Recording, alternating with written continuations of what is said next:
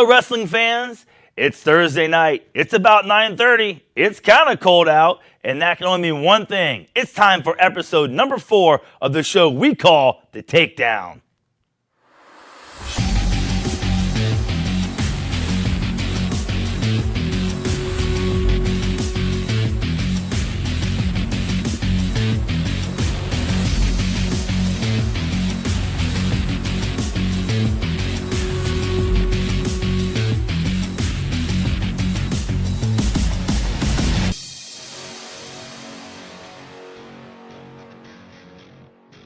Tonight, on this week's episode of Takedown, we'll announce winners from last week's submissions of Rather Throw You Than Know You, Counting Lights, and Takedown of the Week.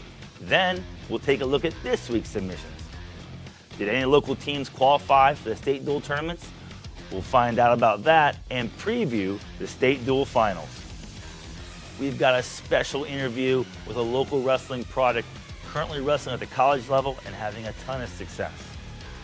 Also, was Ashland able to upset visiting number 10 ranked Menor Cardinals? But first, OH Report sent me to Ontario for a great assembly duel between two MOAC rivals, Clear Fork and Ontario. The student section was rocking. Clear Fork brought a solid cheering section as well, and the fireworks went off for bonus point victories. Both teams captured 7 weight classes, and the lead changed hands 7 times over 14 weight classes. Let's find out who won and how they did it. At 106 pounds, in our first match, featured 2 ranked wrestlers in Division II. Number 1 ranked Aiden Ohl pins number 16th ranked Hezekiah Molina of Clear Fork, making the team score 6-0 Ontario.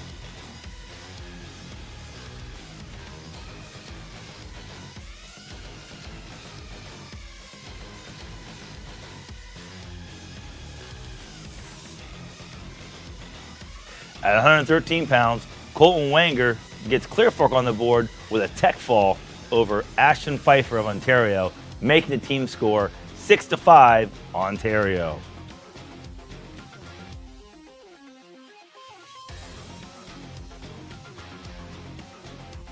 At 120 pounds, the number 2 ranked wrestler, Jacob Ohl, racks up more bonus points for Ontario when he pinned Walker Kirkpatrick of Clear Fork, making the team score 12-5 Ontario.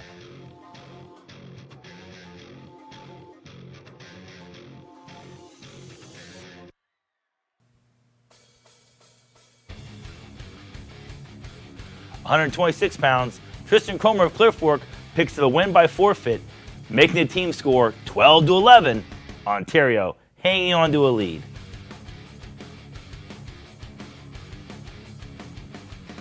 And now, at 132 pounds, in the most entertaining match of the night, number 24 ranked Peyton Hoskins of Clear Fork survives a late scare to hold on and beat 21 ranked Julian McGinty of Ontario.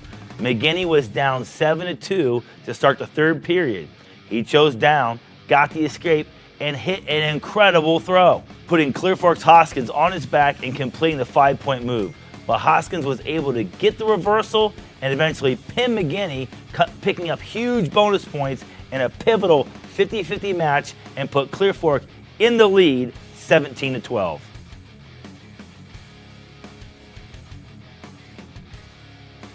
At 138 pounds, the number 7 ranked wrestler in Division II, Mason Turnbull, did Mason Turnbull things in the next match, getting 4 takedowns before pinning Clear Fork's Damon Hoskins. After forfeiting at 126 and getting pinned at 132, Ontario needed Turnbull to come through with a bonus point victory, and he delivered, putting Ontario back in the lead, 18-17.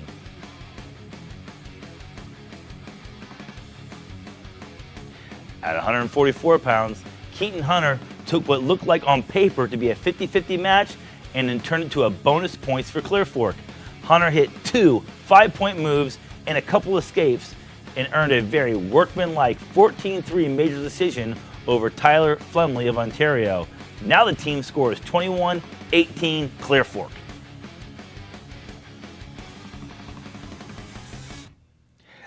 At 150 pounds, Ontario's Jimmy Unger gets a pin in the first period over Clear Fork's Landon Schlosser in a match that Ontario desperately needed to win and get bonus points in. Let's hear from Jimmy now. A pivotal pin for the Warriors today was Jimmy Younger picking up a pin at 150 pounds.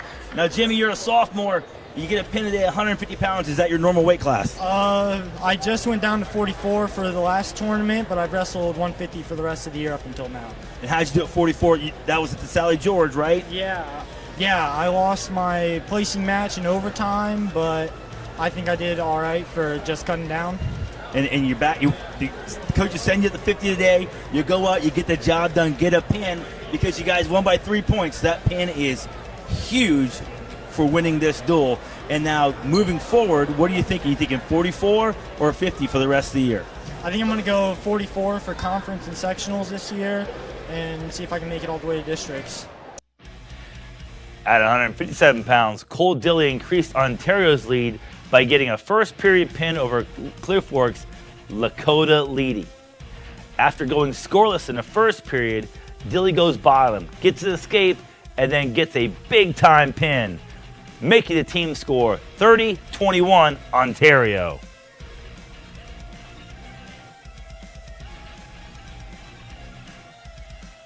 Looking back on the duel, if you're Ontario coach Wes Turnbull, you circled those two matches. Both could have gone either way, and both went the way of the Warriors. And the home team maximized their bonus points, which going into 165, 175, and 190, Clear Fork was heavily favored. Now, Clear Fork coach Nick Allarding uses some great strategy.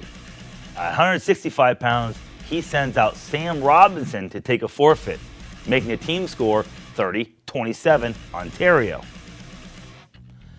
The move allows him to maximize his depth by moving Luke Schlosser up to 175 and taking Blake Schlosser up to 190. And in that 175-pound match, Luke Schlosser of Clear Fork does his job and gets the 6-point pin over Dalton Haywood of Ontario, making the team score 33-30 Clear Fork.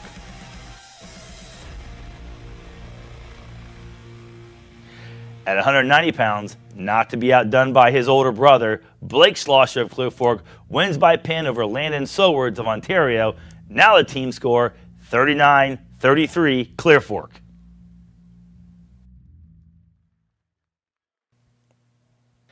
Unfortunately for Clear Fork, at 215 pounds, number 11 ranked wrestler Caden Schlosser didn't compete, which means Clear Fork is all out of Schlossers and Ontario sent out a hammer. Number 3 ranked Landon Campbell. Campbell picks up a first period pin over Clear Fork's Trey Copeland, putting Ontario back in position to win the duel going into heavyweight, making the score 39-36 Clear Fork. At 285 pounds, Trenton McGough wins by forfeit and secures the duel for Ontario. Final score, Ontario 42, Clear Fork 39. I spoke with a disappointed Clear Fork coach Nick Allarding after the match. Clear Fork gets pinned 6 times and gives up a forfeit at the end. We had a couple bumps just to fill our lineup. We don't have a 90-pounder, so we kind of knew coming in kind of what our game plan was there. So we filled out. Those guys performed pretty well. The biggest thing is we just, in a dual meet, you can't, the pins, right? We went 7-7 in matches, but every one we lost by 6, okay? So when you lose every match by a pin or a forfeit, it makes it a lot tougher to pull that win out. So that was the biggest difference there today. Oh, no doubt. Before the match, just talking to Brady Wiggins and the referee, and we were looking at the lineups and we were going bonus points. It's going to come down to bonus points, big time. But you put a scare into them. I mean, if you have a heavyweight, who knows which way it goes? And that's got to give you. I mean, even though you come out and lose again, 42-39, going into the MOAC tournament, that's got to give you a little bit of a mental edge, a talking point you can work with your team. Yeah, for sure. I mean, obviously today was just dual meet, right? Assembly duel, pretty awesome atmosphere. They're awesome. So we're just trying to win that duel. But we're excited. confident going into the MOAC postseason stuff here. We feel like we can put a pretty good lineup together. We still got a starter out, so once we hopefully get back to full strength, and we'll be ready to rock and roll come league and sectionals for sure. Man, the Schlossers did not disappoint tonight. They talk about some absolute hammers right in the middle of your lineup. What's it like having two guys like that in the room every day? I can't imagine what it's like when they get to wrestling each other. The coach's got to stay close to get between them every once in a while. It's, they're brothers and they don't want to lose to each other, right. So it's like if one of them's tired, I put their brother with them because then they have to fight even when they're tired, But no, obviously, getting Luke back in the room there right after the Gorman's been huge. He's just a true leader in all forms. He's him in the room is just, he just elevates our whole team in there. So, and obviously him, beating on Blake all last year. Blake's getting a lot better, and he's starting to put it together here too. So it's fun. It's a lot of fun. Every match I've seen Blake wrestle, it's been a pin. He's got to be a bonus point machine for you. And I think when he figures out wrestling on his feet, it's a little bit more, man, he's going to be dangerous. He loves to be on top. He's got a lot of weapons from that top position there. He's just focused on neutral, getting good defense, getting to his attacks. He's got good attacks. Sometimes he doesn't get to them, and that's when he gives up takedowns. But he's tough on top. Ontario forfeited at 126 and 165 pounds. Clear Fork forfeited at 285 and gets a net advantage of 6 points. Ontario maxed out on bonus points in all their contested wins and picks up a forfeit at the end. In matches they won, Clear Fork certainly did enough to win the duel, getting 3 pins, a tech fall, and a major decision. Plus, they have a deep enough bench to take advantage of the forfeits. But Clear Fork gives up 7 pins and loses the duel by 3 points. Hypothetically, if Clear Fork loses by tech fall instead of getting pinned in 6 of those 7 matches, even after the forfeit at 285, they still win the duel by 3 points. Not to take anything away from Ontario, they maxed out their bonus points in all their victories and earned a solid victory over a very stout Clear Fork team. From Ontario, I headed to Ashland. Being that it was Groundhog Day, we had some wrestling on repeat, as Ashland High School hosted the number 10 ranked team Division I, the Menor Cardinals. Ashland comes into this match on a 2-duel win streak after upsetting defending OCC champs Division I Mount Vernon and knocking off Division I Strongsville. The duel was hosted at Ashland University inside Cates Gymnasium. One side of the bleachers was pulled out for the fans, and it was completely full. At 106 pounds, Tommy McEwen gets some varsity time as the normal starter for Ashland. Mason Bauer was bumped up to 113 for this match. In the first 50-50 match of the night, Danny Link of Menor gets 2 takedowns and escape to win 5-2 over McEwen of Ashland, making the team score 3-0 Mentor. 113 pounds, Ashland's number 6 ranked wrestler in Division I at 106 bumps up and pins Dawson Barnes of Menor. Team score now 6-3 Ashland.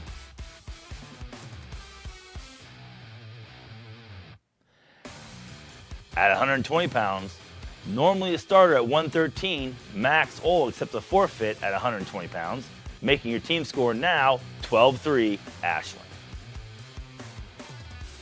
Now up at 126 pounds, Ashland Blake McCarty was losing to Colton Pollock of Menor 3-7 when Pollock attempted a tilt but let his belt buckle turn up and didn't keep his hips glued to McCarty's back. McCarty catches Pollock on his back for a 5-point move and gets the ride out and the win in the second 50-50 match of the night. At one point, Pollock looked like he was pinned, but McCarty couldn't hold him on his back, making the team score Ashland 15, Menor 3. Now, Menor rolls out 4 hammers in a row. 132 pounds, Menor's Diego Stropko is currently ranked number 4 in Division I at 126 pounds. He bumped up to wrestle Ashland's Isaac Wickham.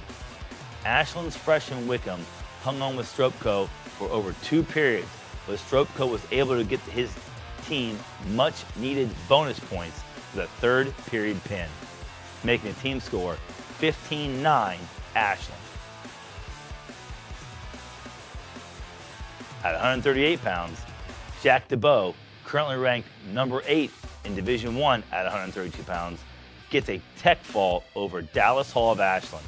Hall did a good job of fighting off his back numerous times to save the Arrows a team point. But Ashland stays in the lead, team score 15-14. At 144 pounds, Nick Blackburn, ranked number 4 in Division I at 144, gets a pin over Tyler Dodson of Ashland. Menor retakes the lead for the first time since it was 3-0 after 106 pounds. The team score now 20-15 Menor. At 150 pounds, Ashland's Antonio Shelley, currently ranked number 6 at 150, keeps the bonus point train rolling for Menor as he pins Ashland's Harlan Obrinya, pushing the team score to 26-15 Menor. Now on to 157 pounds, and what looked like, on paper, a 50-50 match.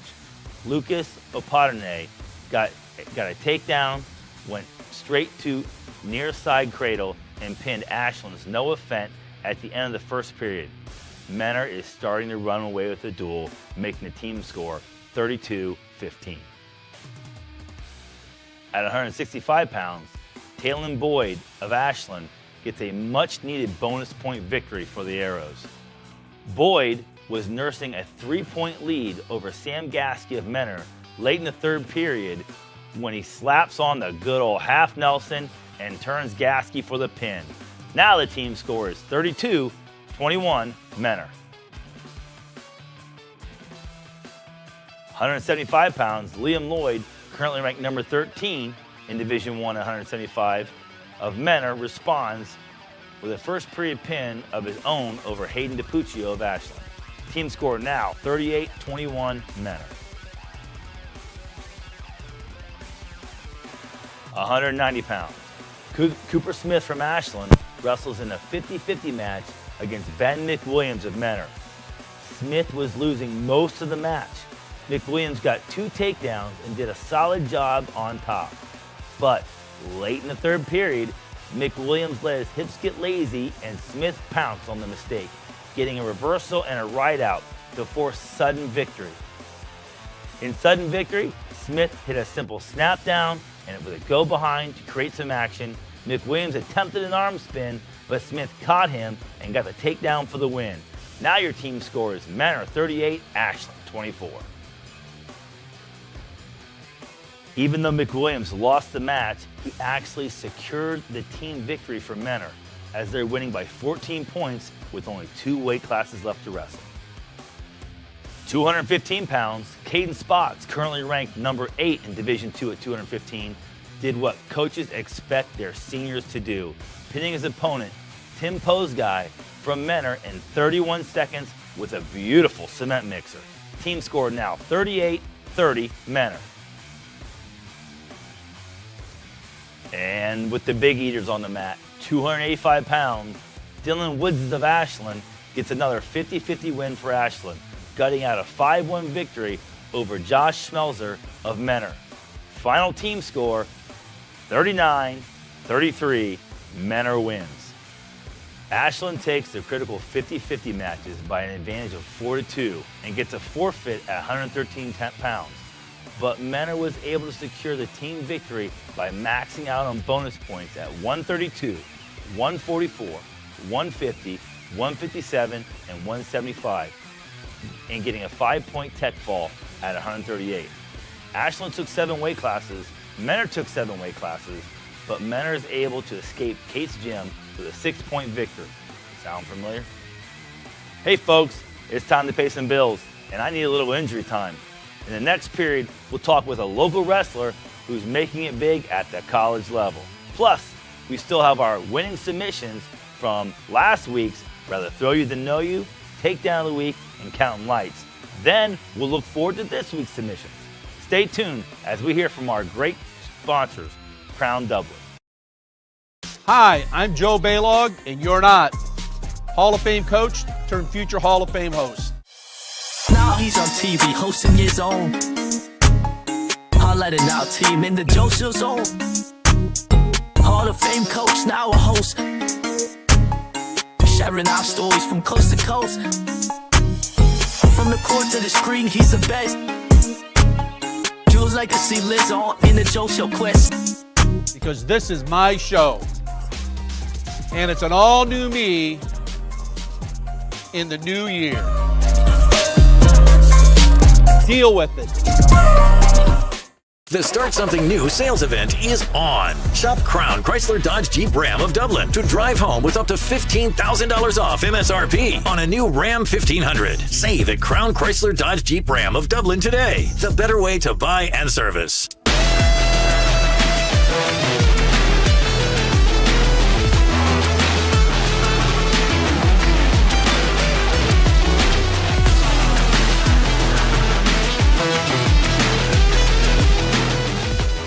Welcome back, wrestling fans, and do I have a treat for you now? We've got Crestview product and current AU wrestler Hayden Kuhn joining the show.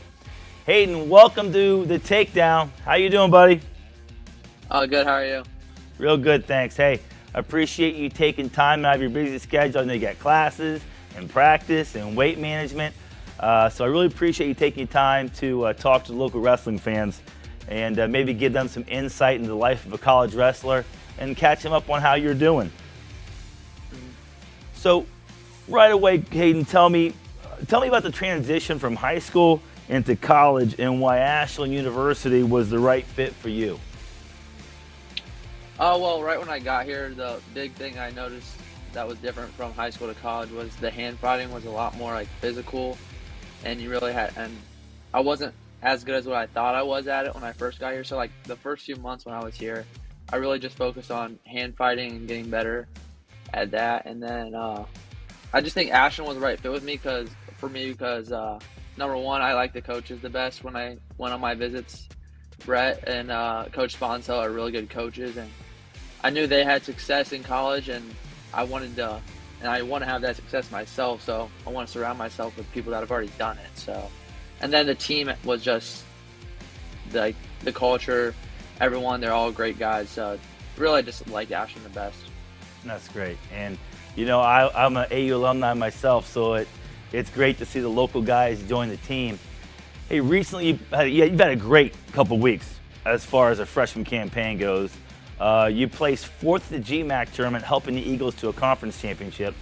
You got a technical fall against Tiffin, in which AU won a very important win, 35-14. And my personal favorite, you go over to Findlay, and with your team down, I think 12-3 at that point, you get a major decision victory at Findlay on senior night to help the Eagles go ahead and win 23-21 win. It seems like you've solidified yourself as a man at 149 pounds for the Eagles, and you're hitting your stride at just the right time in your freshman year. What do you credit for your success at this point in the season? I really credit just my drill partners in the room. You know, every day I get to drill with Drew Weekers, our 157-pounder. I think he's the best guy in the country at 157. And I also get to drill with Sevi Garza, who's one of the best in the country at 165. So just going with those guys every day in practice has really just made me that much better this year. You know, they kick my butt like every day in practice. So just learning from like those guys is what's really helped me out this year the most, I think. So, and quick, a follow-up question on that. For the so many guys who go to college and you're the man in the room, and then you got to make that transition from being the man in the room to trying to find a spot to fit in and getting really pushed in practice. I've got to imagine this is the first time you show up to practice and you're getting less takedowns in practice than you do in competition. Take the young wrestlers through the emotional and the mental adjustments and growth you have to make during that process. Yeah, you know, in high school, just everyone that like goes to college out of high school, they're the man at their high school. They're probably the best guy coming out of their high school when they get to college. But then the big thing for me was I know that I'm going with the best guys in the country every day, and I know that they're going to beat me up sometimes, and I'm not going to have my best days every day. So I really just focus on like getting 1% better every day and not beating myself up too much, because I know if I wrestle with those guys every day and I can get a takedown on them, then I can get a takedown on guys at my weight that are a little bit smaller and, maybe not like top 5 in the country. So it's just, you don't want to beat yourself up too much when you're going with the best guys in the country every day, and just focus on getting 1% better every day. What a great answer, Hayden. Hey, next question, and this is one that I've looked forward to hearing from you. Head coach Colt Sponsler and coach Brent Romanzak were both highly decorated NCAA wrestlers. What is it like to show up to practice every day and get instruction and learn from guys who achieved the goals that I'm sure you've set for yourself? Yeah, it's every day when you go to practice, you're going to learn something new, or you're going to get better because they were the best, like, when they were in college and stuff. So it's really good learning from them. Every week I go one time with Brett, just a one-on-one session, and I really learn a lot from him in that time. We've been doing that for the last couple weeks now, just really focusing on finishing. I can get to the legs on a lot of guys, but I've been struggling to finish, so that's really helped me out going with him. And then I just love learning from them, because if you surround yourself with people that have already done like what you want to do, they can help you out along the way. So it's been great learning from them. Yeah, those guys, so many matches won, so many championships on their belt, just a wealth of knowledge and experience that you can draw from. And then going into the postseason, for the folks at home might not be familiar with how NCAA Division II postseason works, explain the regional tournament, who's going to be there that you're going to see, and how many guys are going to qualify for nationals out of each weight class, and are there wild cards coming out of your region or at-large bids? So I'm not like too entirely sure on exactly like who's all there and stuff. I think there's around 12 teams that are regional. I know top 3 automatically qualify. So in high school, you would win that blood round match. Your top 4 automatically you place. Now you got to go win. If you're going for 3rd and 4th, you got to go win that match. So it's a little bit different than high school. And then I'm with D2. I'm not entirely sure if there's like wild cards or any at-large bids. So I'm just gonna go there, wrestle my best, and we'll see what happens. Great. It's a great plan. And looking forward into what the upcoming events for AU. What do you guys got coming up in the next couple weeks? This Friday we have a duel versus Notre Dame at Notre Dame, and then we come back Sunday at home for our senior night versus Glenville State and Grand Valley, and then the next weekend we just have one duel, and it's versus Thomas More at Thomas More. No, hey, it's not bad going down south this late in the year. Yeah. And then so you've got senior night Sunday, and we will encourage the local fans to come out and support the AU, get a chance to see a local product, take the mat at 149 pounds for Ashland University. Hayden, once again, appreciate you taking the time to join us on OH Report to talk to the current high school wrestlers and high school fans, give them some insight on what it's like to be in a top-tier program in Division II. Hayden, have a great rest of the day, and good luck the rest of the season, buddies. Thanks so much for joining us. Thank you for having me. It was great to hear from Cressy product and current AU 149-pounder Hayden Coombe. Coming up, we'll recap how local teams fared at the district dual meet tournament. We'll preview the state final dual meet tournament, and we'll announce your winners from your submissions of Rather Throw You Than Know You, Takedown of the Week, and Counting Lights. Then we'll look ahead at this week's submissions. All of that is coming up after this break, and we hear from our great sponsors at Crown Dublin.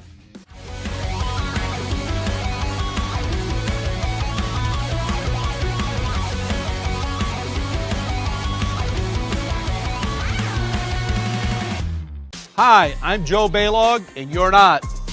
Hall of Fame coach turned future Hall of Fame host. Now he's on TV hosting his own highlighted now team in the Joe Show zone. Hall of Fame coach, now a host, sharing our stories from coast to coast. From the court to the screen, he's the best. Jules' legacy lives on in the Joe Show quest. Because this is my show. And it's an all-new me in the new year. Deal with it. The Start Something New sales event is on. Shop Crown Chrysler Dodge Jeep Ram of Dublin to drive home with up to $15,000 off MSRP on a new Ram 1500. Save at Crown Chrysler Dodge Jeep Ram of Dublin today. The better way to buy and service.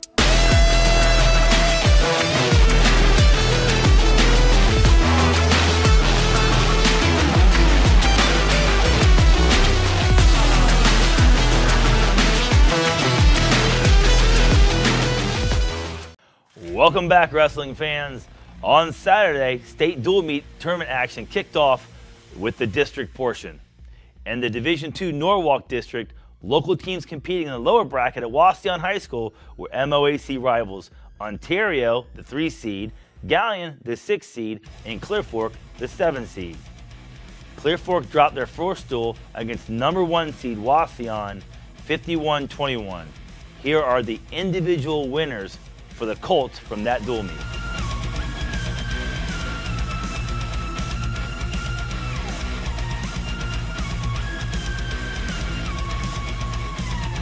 Ontario knocked off Gallion 42-30 to advance to the championship against Wauseon. It was a great duel. 5 times the lead changed hands, and 3 times the duel was all tied up. The big match was number 2 Jacob Ohl of Ontario knocking off number 3 Carter Trukovich of Gallion. I'm sure we'll see these two square off at the MOAC tournament on February 17th at Clear Fork High School. Now, let's see the individual match results from that dual meet.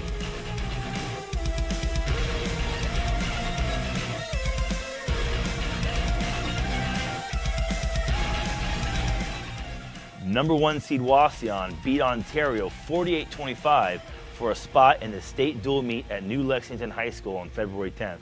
Here are the Warriors that were able to secure victories in that dual meet.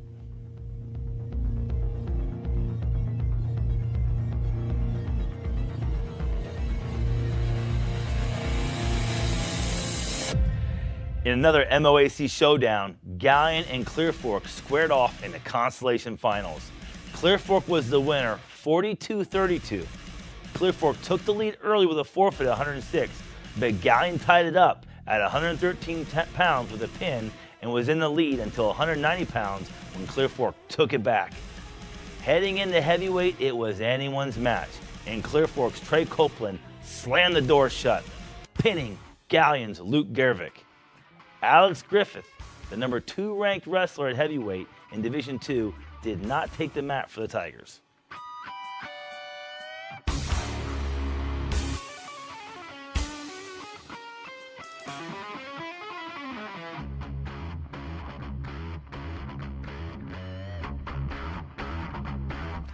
The Crestview Cougars also competed in the district dual meet tournament at Archbold High School.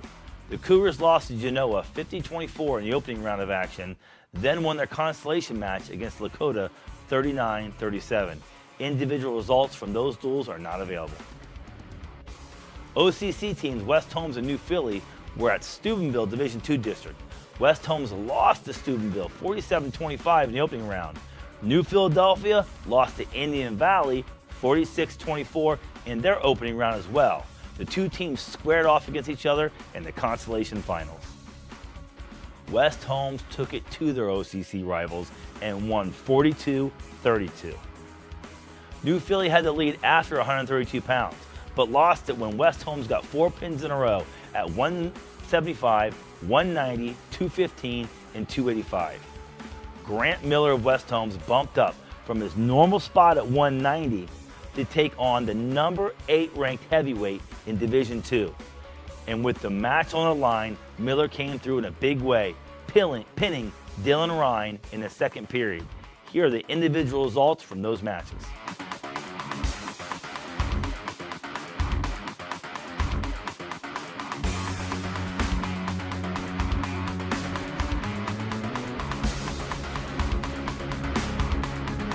K-Mac frontrunner Northmore was at the Division III Central District at Marion Pleasant High School. Number 3 seed Northmore won their opening round duel against number 6 seed Westfall 39-33. Here are the Northmore wrestlers picking up wins for the Golden Knights.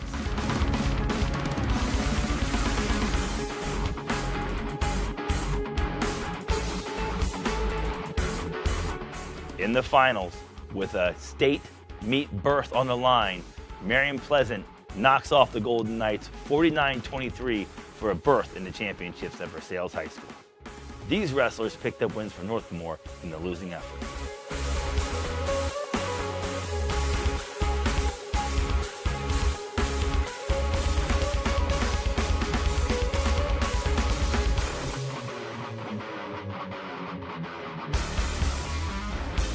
The Division I State Duel Championship will be held at St. Edward's High School on February 10th. Obviously, the 1 seed, the juggernaut and national power St. Ed, is favored to win. But our great friends and sponsors at Crown Dublin will be happy to know if there's a team that can knock them off, it's Dublin Kaufman, coached by my great friend and teammate from Ash University, Chance Van Gundy. The Division II championships will be held at New Lexington High School this Saturday. Your number 1 seed is the 2-time defending Gorman champs, Medina Buckeye Bucks. But you cannot ignore the dragon that is Division II and national power St. Paris Graham. Look for those 2 teams in the finals. The Division III dual meet state championships will be held at a high school which I shall not say the name of, but you can see it there on your screen. Teams to look for in that one, in my book, number 3 seed Waynedale from the Wayne County Athletic League and number 4 seed Monroeville from the Firelands Conference. We could actually get those 2 teams in the finals wrestling for a state championship from our section of the state.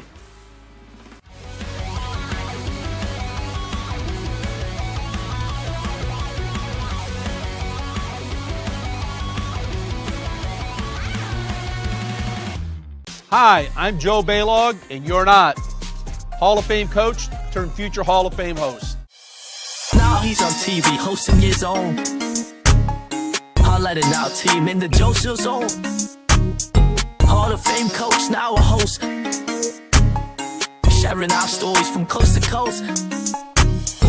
From the court to the screen, he's the best. Jules legacy lives on in the Joe Show quest. Because this is my show. And it's an all-new me in the new year. Deal with it. The Start Something New sales event is on. Shop Crown Chrysler Dodge Jeep Ram of Dublin to drive home with up to $15,000 off MSRP on a new Ram 1500. Save at Crown Chrysler Dodge Jeep Ram of Dublin today. The better way to buy and service.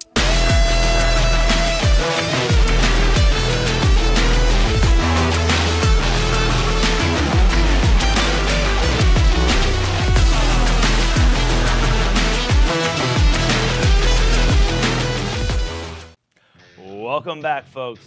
And now, drum roll please, the winners from last week's submissions. First off, takedown of the week, Charlie Sargent. It looks like Mr. Sargent's going for a ride. He rolls through the technique, gets his laces off the mat, his hips in good position, and gets the takedown. Charlie Sargent, your winner for takedown of the week. Next up, your winner for Counting Lights, Arthur Kane, 126-pounder from Shelby, came here with the 3/4 stack, beautifully executed. Arthur Kane is your winner for last week's Counting Lights. And now, folks, from our most played clip from last episode, the winner of Rather Throw You Than Know You, even though he couldn't complete the technique, the throw was just too good, the fans jumped on and voted. Drew Goldberg, heavyweight from River Valley, takes Charlie Sargent for a ride. Drew Goldberg, he'd rather throw you than know you. The fans spoke and we heard. Those are your winners from episode 3 of The Takedown. And now for this week's submissions for Takedown of the Week. First up, 113 pounds, normally 106 pounder, Mason Bauer of Ashland hits this beautiful takedown. He goes one side, attacks the other, finishes the technique. Next up, 144 pounds, Nick Blackburn of Menor. His second takedown in this match was an ankle pick, and it was picture perfect. Our next submission, Isaac Whittle, 150 pounds from Loudonville, straight on, freight train double. Keeps his laces off the mat, a wrinkle in the back of the neck, and gets the 2 points. Mason Turnbull of Ontario picks up this beautiful takedown for the last submission of Takedown of the Week.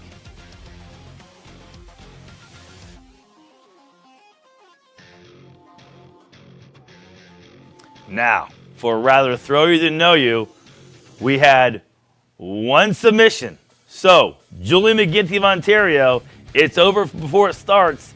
Here's a big throw that gets him back in the match, almost pulling out the victory. 132 pounds, Julie McGinty, he'd rather throw you than know you.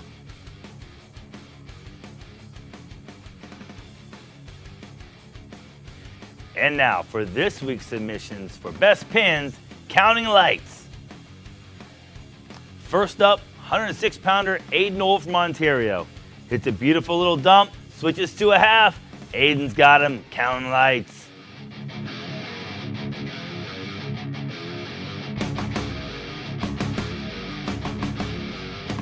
Our next submission, 113-pound Colton Wenger from Clear Fork. Colton had so many turns, we couldn't put them all in one clip. Colton's got him Counting Lights en route to a tech fall victory in the dual meet against Ontario. Colton Wenger, he's got him Counting Lights. Next up, 150-pounder from Ontario, Jimmy Unger. He took the mat with his team down big. They needed bonus points, and Jimmy came through. Near side cradle, hooks the leg, takes his opponent over. Jimmy Unger, he's got him Counting Lights.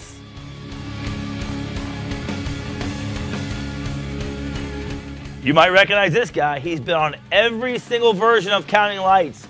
175-pounder from Clear Fork. He's up to 190 pounds in this match. He slaps on the cradle like he always does.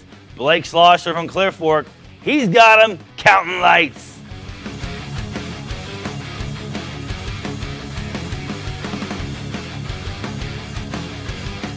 And at 215 pounds from Ashland, Caden Spots hits a little snap down, fakes a cow catcher, beautiful cement mixer. It's at Ash University. They've got a spotlight, so Caden Spots had him Counting Lights.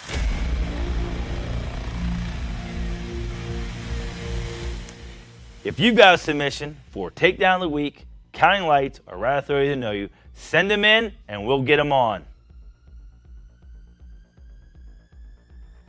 Last night I went down to Loudonville, where I saw Loudonville pick up a big 60-12 win over Triway on senior night. Senior Isaac Whittle picked up his 110th victory en route to helping the Redbirds rout the Triway Titans. If you have a milestone like Isaac had, send them in, and in our final episode, we'll showcase all of our local wrestlers hitting those big moments. That'll do it for this week. February 22nd, we'll be back, and we will recap league meets. We'll look ahead to sectional tournaments, find out who the winners were from this week's submissions, and hopefully you guys send in a bunch more submissions that we can feature.